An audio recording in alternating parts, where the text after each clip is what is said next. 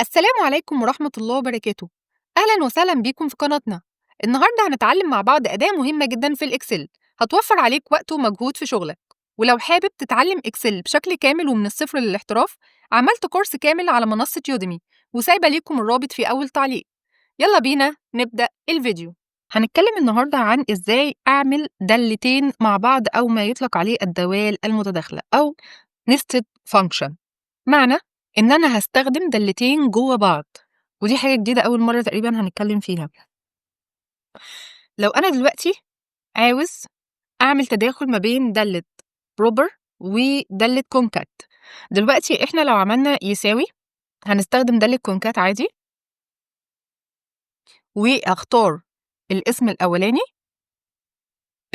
وأعمل كوما وأعمل علامتين تنصيص وأعمل الspace زي ما إحنا شغّالين عادي جدًا، وبعد كده كوما وأختار الاسم التاني وقفلنا القوس وضغطنا enter.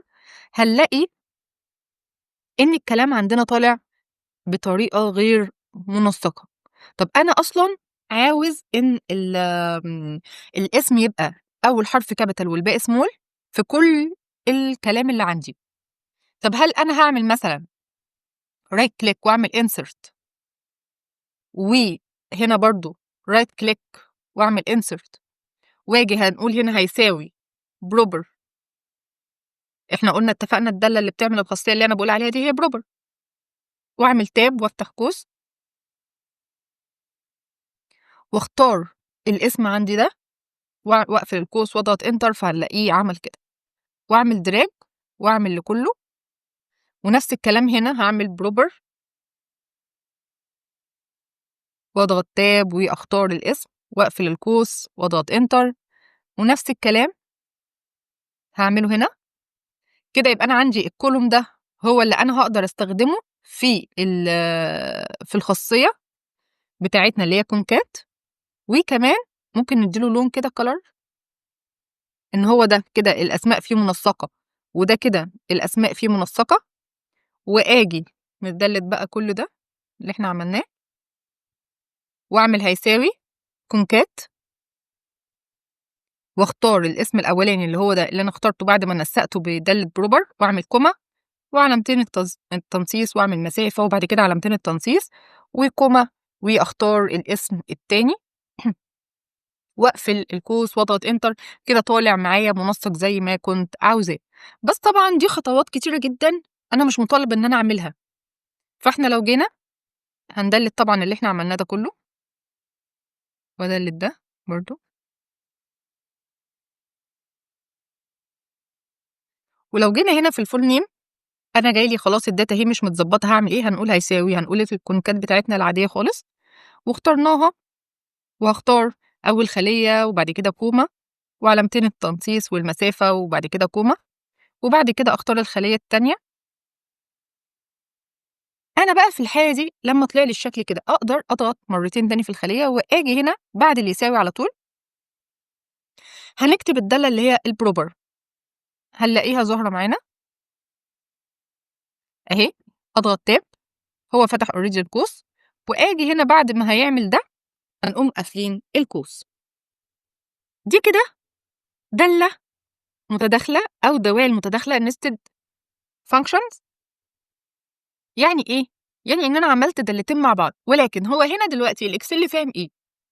اللي هي جوّه القوس دي اللي هتطبّق الأول، وبعد ما يطبّق عليها الحاجات بتاعتها هيطبّق على اللي برّه. لو ضغطنا enter هنلاقيه نسّق الكلام في خطوة واحدة مع إن هو دمج. فإحنا كده عملنا الخطوة دي في مرّة واحدة، مش محتاج إن أنا أعمل insert column وأضبّط دي الأول وأعمل insert column وأضبّط التاني، وبعد كده أعمل الكونكات. فإحنا الحمد لله كده وفّرنا كل الخطوات دي في خطوة واحدة.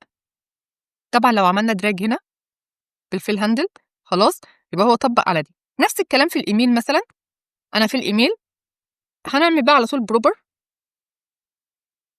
أنا كده خلاص فهمنا إحنا عايزين نعمل إيه، عايزين ننسق الكلام وفي نفس الوقت هنعمل الكونكات. tab نكتب الكونكات، tab هنختار الخلية الأولى، كوما، space، كوما، الخلية التانية، أو بلاش space يعني إحنا ممكن نخلّيها هنا dot بدل السبيس اللي هي ما بين علامتين التنصيص دي هتبقى دوت مثلا. وبعد ما عملنا الاسم التاني كوما مثلا 2000، برضو اهم حاجه لازم يبقوا بين علامتين تنصيص، ما ينفعش ان انا اكتب كده من غير علامات التنصيص.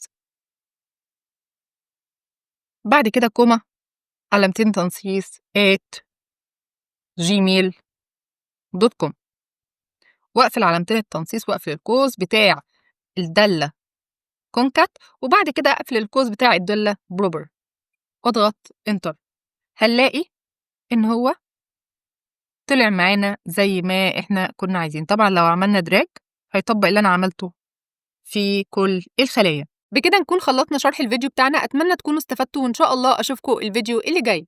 ولو حابب تتعلم اكسل بشكل كامل ومن الصفر للاحتراف، هتلاقي الكورس كامل على منصة يودمي، وسايبه ليكم الرابط في اول تعليق. شكرا لكم.